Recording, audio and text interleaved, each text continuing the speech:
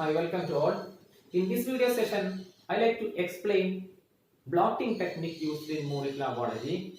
We know that different types of blotting techniques are present in molecular biology, like Western blotting, Northern blotting, Southern blotting, etc. And we know that Southern blottings are mainly performed for identifying a specific DNA sequence. Like that, Northern blotting is used for identifying a specific RNA, Western blotting for identifying protein, etc. Here, I am focusing mainly Southern blotting technique used in molecular biology.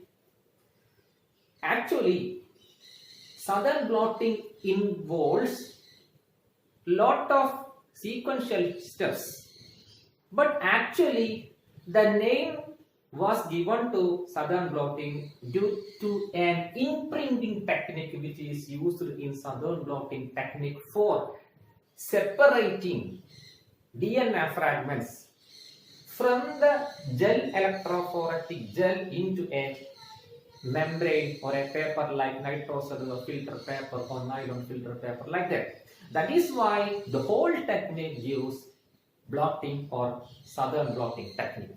Actually, the word Southern is coming from the name of the inventor, that is E.M. Southern, who discovered this blotting technique in 1975. Due to that reason, this technique gives Southern, and imprintings are used mainly in this technique. That is why it is known as Southern blotting, imprinting or blotting technique. Actually, the Southern blotting involves lot of sequential steps. Among these, only one step is called blotting. That is why this whole process is called Southern blotting. Let us try to understand what are the different steps which are used in Southern blotting technique for identifying a specific DNA fragments. First of all, we have a cell. So we are going to isolate. First of all, we need to isolate the whole DNA from the cell. That is the first step, isolation of DNA from the targeted cell. Next, we have to digest, we have to fragment, or we have to digest that isolated DNA fragment by using restriction enzyme. We need to use restriction enzyme to break the DNA into smaller fragments. So you can see the fragmented DNA. And first step is isolation of DNA, and second step is fragmentation by using restriction enzyme, and third step is gel electrophoresis. Especially we are calling it as agarose gel electrophoresis, because in this electrophoresis we are using agarose as the source of gel.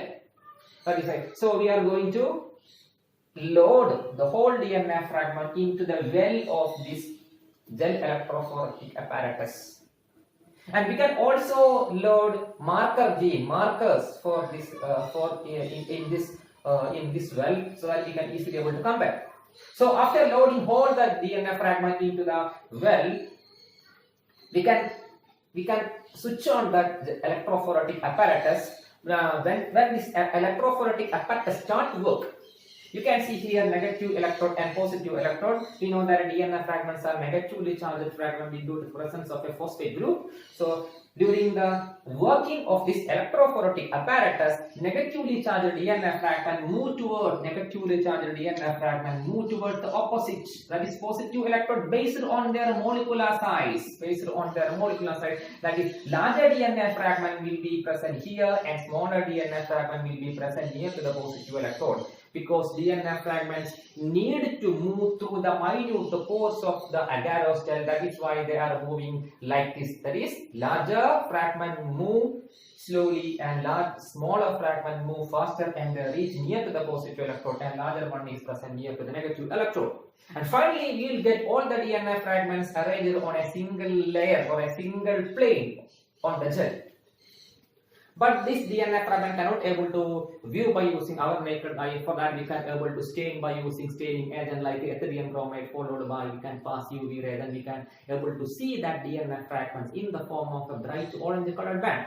These are all the things which are related to the gel electrophoresis. So now we reach the third step, gel electrophoresis. But after the gel electrophoresis, we can see the presence of DNA as a band, but we cannot able to detect its DNA sequence or something like that. but we need to identify which DNA fragment or which gene we are going to identify.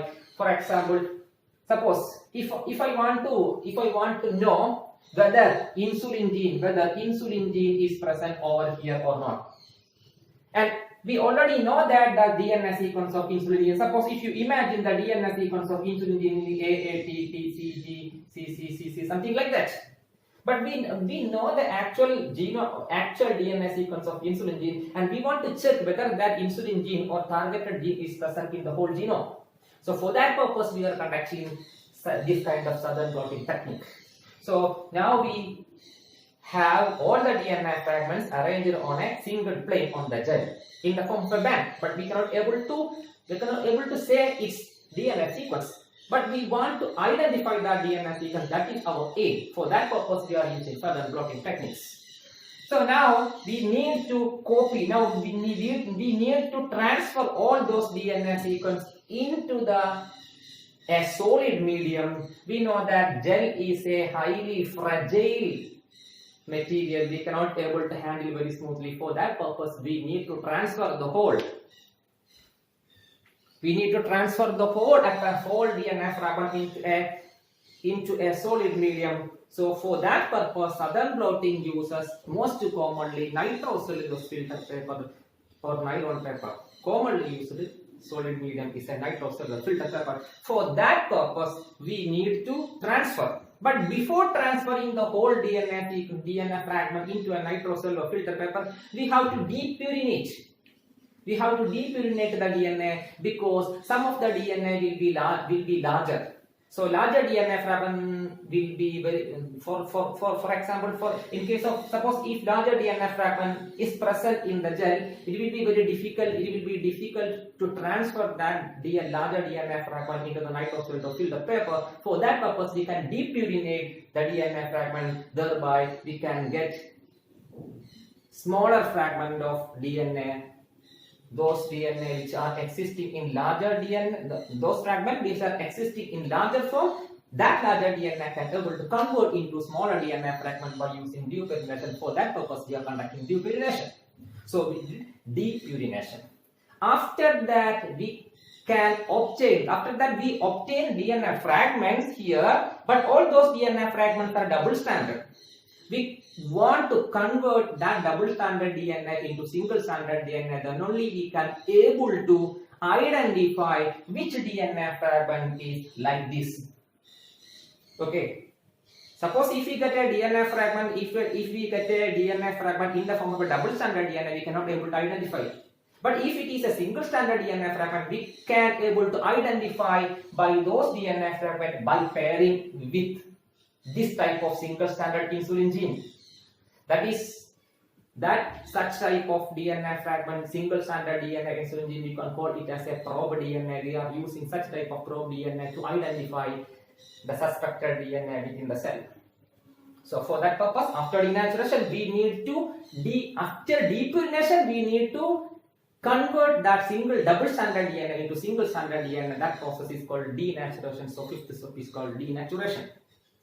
After denaturation, we are taking the whole gel from this gel electrophoretic apparatus for conducting another step, that is blotting technique. Now we are going to take this gel containing DNA for doing next step, that is blotting. For that purpose, you can see this is a chamber, this is a container, and that container you can see an alkaline buffer. We know that buffer. Buffer is an agent which resists the change in pH even when a small amount of acid or alkali. So here we are using buffer solution. In that buffer solution, I kept a sponge which are marking in yellow color sponge, not blue color sponge. Over that sponge, I kept this gel containing DNA. So first of all, buffer solution. In that buffer solution, I kept a sponge which is marked in blue color. Over that blue colored sponge, I kept the DNA gel containing DNA, and then I kept filter paper, lot of filter paper. You can fix 5, 6, or 9, 10, something like that. You can fix a filter paper. Not filter paper, you can use filter paper, tissue paper, anything, something like that, for absorbing that buffer. And over that I kept weight. You can use with 500 gram, 600 gram, anything. That is the concept.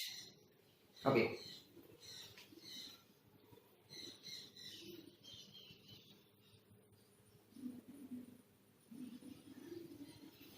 Now,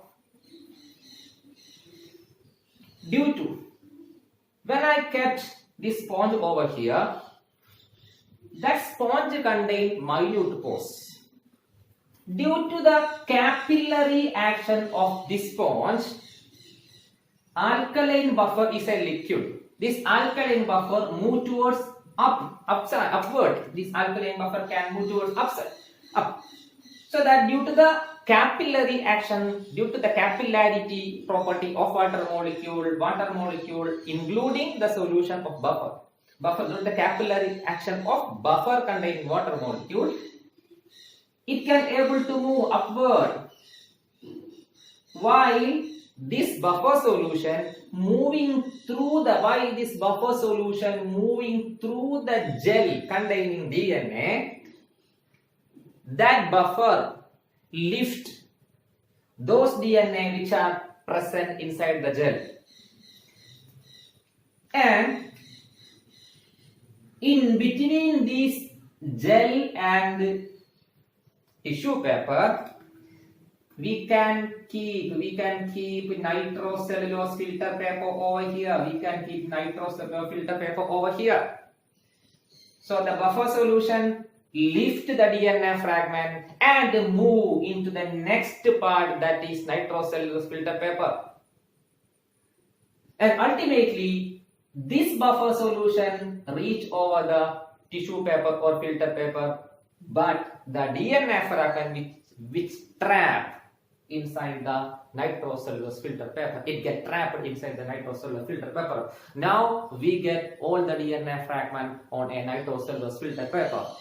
That is the concept of blotting technique. So in simple terms, we can say that we uses a nitrocellulose filter paper to blot the whole DNA from the gel into that on that paper. That is the concept. Due to this step, the whole process is called blotting technique, and also called blotting technique. It is called blotting technique, especially southern blotting, because it was discovered by Sir E.M. Southern in 1975. That is why it is called southern blotting. So after the process of blotting, we obtain all the DNA fragment on a nitrocellulose filter paper. Now we want to move into another step. That another step is called the baking, B-A-K-I-N-G, baking. Baking means we need to permanently fix that DNA over that nitrocellulose filter paper. Now the DNA present on the nitrocellulose filter paper is not permanently fixed over that. We need to fix permanently. We can fix that DNA fragment on the nitrocellulose filter paper permanently by a process called baking. Baking can be done by using different method. You can use UV light, or you can keep this nitrocellulose filter paper at 80 degrees C for 2 to 3 hours. Okay, so you can use different way or methods for baking, that is for fixing DNA over the nitrocellulose filter paper permanently. That is the concept of baking. Now, after baking or after fixing the DNA firmly on the nitrocellulose filter paper, we have to check whether the insulin gene or the desired gene or suspected gene is present in this whole tissue or not. For that purpose, we need to pair or hybridize the DNA present on the nitrocellulose filter paper. For that purpose, we can use probe DNA. It is a single strand DNA which shows either radioactivity, or it may be either connected with any other chromogenic substance. That chromogenic substance or enzyme which can able to convert a reactor into product by producing a visible chain, that is called color chain or electrical discharge or any lightning, any other light producing object, something like that. So we need to hybridize this suspected DNA. For that purpose we are using probe. So that process is called hybridization. After that hybridization, we need to wash all these nitrocellulose filter paper, because nitrocellulose we use as probe for pairing the DNA. So after that process, the nitrocellulose filter paper contain lot of unpaired probe. So we need to remove that unpaired probe. For that purpose, we have to wash that nitrocellulose filter paper. So after the process of washing, only the paired probe, only those probe which pair with its complementary suspected, its complementary nucleotide or DNA fragment will fix over there. All other remaining DNA will eliminate from that. So for that purpose, we are using the process of washing. So washing process is used to remove the unbound probe. After that process, we can use autoradiography. So that is, we are shifting this DNA fragment into a dark room by keeping any X-ray sheet over that. If the probe DNA is a radioactive DNA, it shows radioactivity. That radioactivity can be visible over the X-ray sheet as a band, because radioactive rays will create a mark over the X-ray sheet that will gives a clear idea about the presence of suspected gene, that is insulin gene, over there or not. So this is the broad concept regarding with the Southern blotting technique used in molecular biology. Okay. So we have two more things to study, that is Northern blotting and Western blotting, which will be discussed in another video session. Okay. Thank you.